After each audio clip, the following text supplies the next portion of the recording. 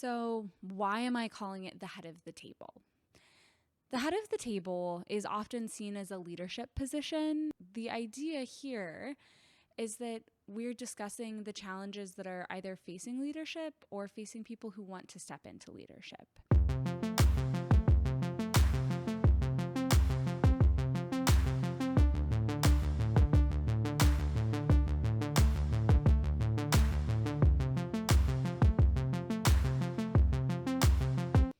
Hello, I'm Nora Riddle, and you're listening to The Head of the Table.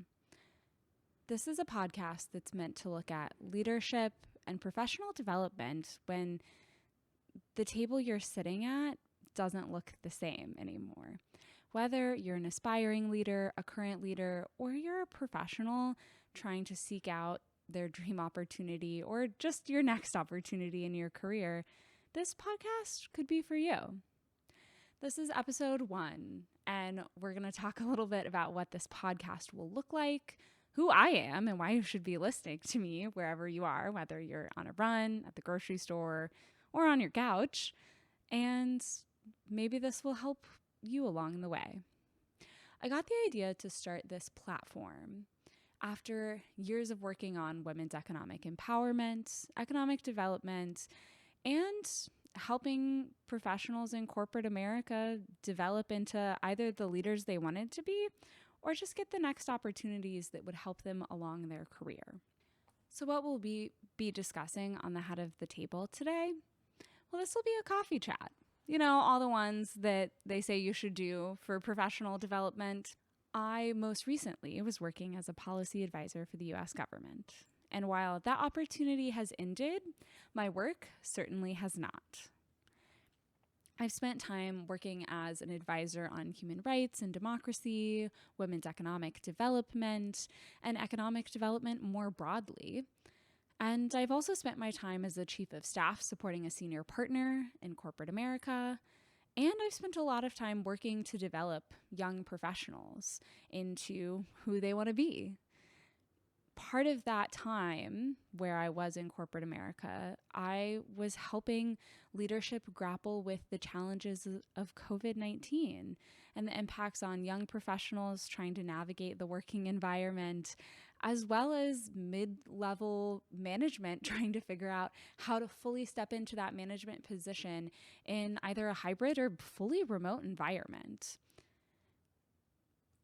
So I hope that as you join me along this journey, you get the career support you've always wanted wherever you are, whether you're looking for that next step, whether you're at the grocery store trying to figure out what you're eating for dinner and not sure what you're doing with your career, or if you're just hoping to gain some more leadership opportunities and you're not really clear how to do that. So why am I calling it the head of the table? The head of the table is often seen as a leadership position. The idea here is that we're discussing the challenges that are either facing leadership or facing people who want to step into leadership. While a lot of our time here on this podcast will focus on career development, I think I would be amiss to leave out the other areas of our life because our careers don't happen in a vacuum. And this is really an opportunity to do a deep dive to look into how you can grow and develop yourself as a person and how that relates to your career. I am going to cover a wide variety of topics here, and some of them will be more traditional, like resume building and networking, but some of them will be less traditional or different takes on conversations, such as the relationship between mental health in your career, looking at mindset, but also looking at the other areas of your life and how they could be positively or negatively impacting your career development. A lot of times we get focused on hustle culture and we get focused on just our career development, but at the end of the day, we should be looking at ourselves holistically.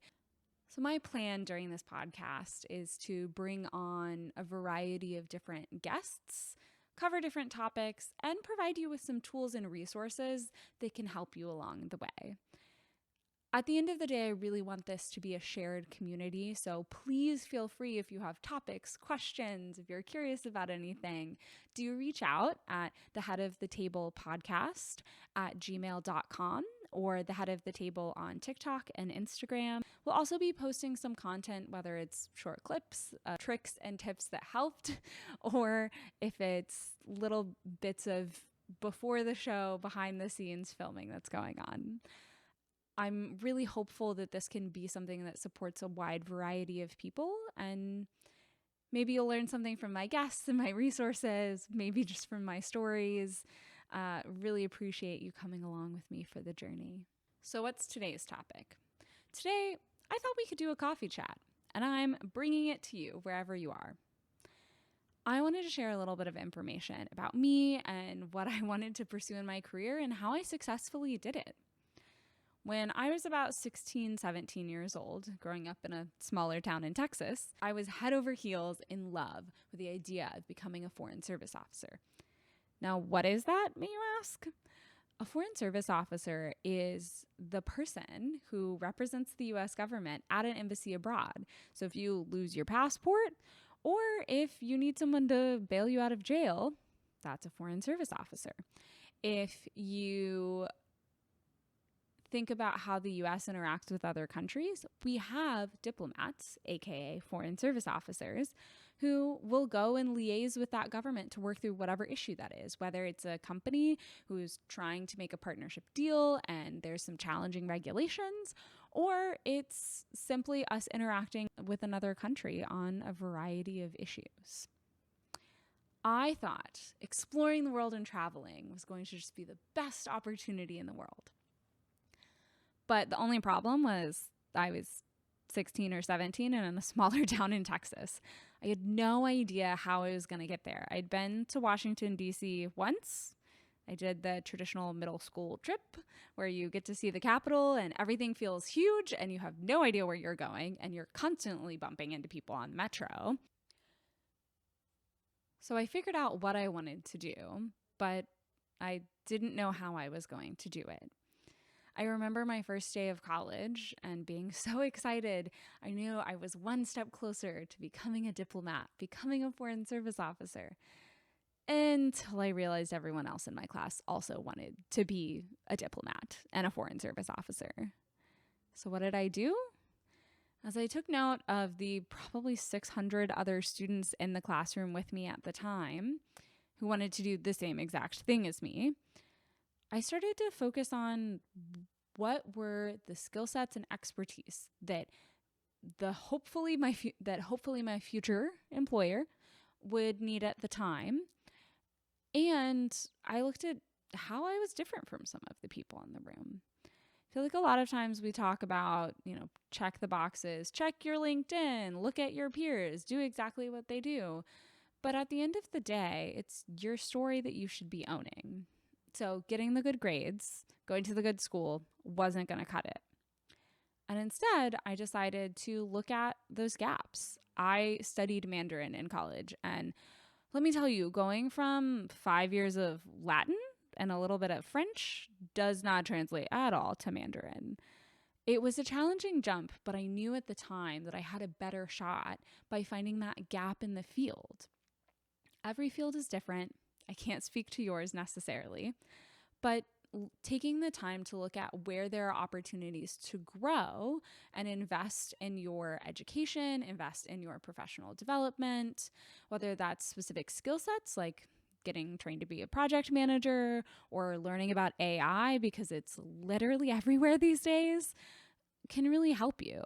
So I would take some time. If you're in school, you can look around at some of your peers that maybe have some skill sets that you wish you had, or you can look at people who already have the job. And I would keep in mind, you're looking for specific expertise or skill sets. So maybe it's computer analytics. Maybe you're looking at a language. Maybe you're looking at having a specific experience, whether it's reading certain books or taking certain classes, having certain internships. Those kind of opportunities that will enable you to show up to an interview or to apply to a job with something concrete that's different. The next thing I would do is really own who you are. As much as you can look at the specific expertise or experience that professionals may have in the field that you're hoping to be in or you already are in, it's really important to see how you can differentiate yourself. And not through trying to do a million different things to look really good on paper, but what actually connects and works for you. In my case, I had always had this passion for democracy, human rights, diplomacy, but I wanted to be a little bit different. And I'm also a huge economics nerd. So I really leaned into that. I looked at the relationship between trade and human rights and democracy. I looked at how trade can influence our relationships with countries. And I ended up getting a double major doing international studies and economics. And that's the thing that ended up landing me the internship that led to all of the different jobs that I've had until now. So look at what makes you unique, whether that's your background, whether that's interests that you have, and ensure that as much as it's helpful to have specific skill sets to enter a field that you may need to enter a field, you should also try to keep in mind that you specifically want this for a reason. And whatever career path you're on, it wants you back. There's a skill set, a background, something unique about you that really is going to help whatever career you want to be in. So it's going to help people. So don't doubt that. And as much as specific expertise or skills can be really beneficial, I wouldn't get caught up in titles, because once your foot is in the door, you can prove yourself. You don't have to necessarily go to the fanciest school or the same exact school as everyone else. It more matters that you continue to pursue the dream that you have by differentiating yourself and being true to yourself. One thing I do want you to really focus on when you're pursuing these opportunities is the energy that you have. The way that you show up in a room, the way that you write a cover letter, you write a resume, all of it is kind of connected to where you are when you're doing that. Now, what do I mean by energy? I mean, when you're writing a cover letter or a resume, do you really think that you have a shot at that job? Because if you don't feel that way, that comes through in your writing. If you don't feel that way in an interview, it comes through in your interview. And I'm not saying don't apply for the job. Always apply for it. The worst that they can say is no. What I'm saying is that you are your number one advocate. You are your own cheerleader. And if you don't believe you can do something, it's going to be really hard to sell other people on the fact that you can do it. Now, imposter syndrome is real. I'm not saying to completely ignore that. But one example I want to highlight is I had applied for a State Department internship 4 times. I tried all 3 summers during college, and I had one Hail Mary effort during the fall. And I had no idea if it was going to work. I applied for it. I have looked at that cover letter, and there are typos in it. But I was so passionate and so assured of myself that what I was going to work on, and the belief that international relations and economics have a strong connection with one another, the person reading it didn't really notice the couple of typos. I'm not saying don't proofread. Please proofread. Definitely recommend that. But when you show up as a version of yourself that believes even a little bit that you have a shot at what you're applying for, if you have a shot at what you're pursuing, that comes through. So if you're feeling stressed about a cover letter, a resume, an interview coming up, I would take some time, whether it's a self-care night to make yourself feel better, or just talking with a friend to get them to hype you up. Your energy will go further than efforting to try to make something happen. Energy matters. My next piece of advice: talk to everyone. I know this can be hard, especially for my introverted listeners. I'm super extroverted. It definitely helped me ask a lot more people to get coffees or drinks, but talk to everybody. And if you're feeling nervous about reaching out to someone or like you can't bring anything to the table, it's okay to go up to someone and want to hear their life story, want to hear their advice, because they were you at one point. They started their career at some point. We all have. And a majority of the time, people will say yes because they really want to see you succeed because someone helped them along the way. So talk to everyone. A majority of the conversations you're going to have might just be a nice coffee or a nice drink, but there will be that one person who has a job offer for you. There will be that one person who has a little bit of advice that leads you along the path. There will be that one person who wants to help you or can help you. So I always tell people, talk to everyone that you can. And when you're talking to people, you can ask them for more people to talk to. At the end of the day, people either like to talk about themselves or they really want to see you succeed in your career because chances are they also are really passionate about the field that they're working in and they want to help other people and they want to connect with other passionate people. So talk to as many people as you possibly can. I have definitely gotten so much coffee in a day that I can't sleep until 3 a.m. because I was so focused on trying to get as much life advice and connect with as many people as possible. Now, my last piece of advice for you. Luck. I know a lot of people talk about getting lucky in their careers, getting lucky in the opportunities that they receive. But what is luck? Are we just all predisposed to either have a great life or a terrible life? When I first started my career, I was a little intern and I was so excited.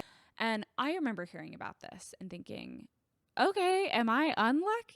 Like, what is going on with my life? Because I'm not receiving those opportunities. 4 different applications for my dream internship. I had to pull a Hail Mary and I barely made it.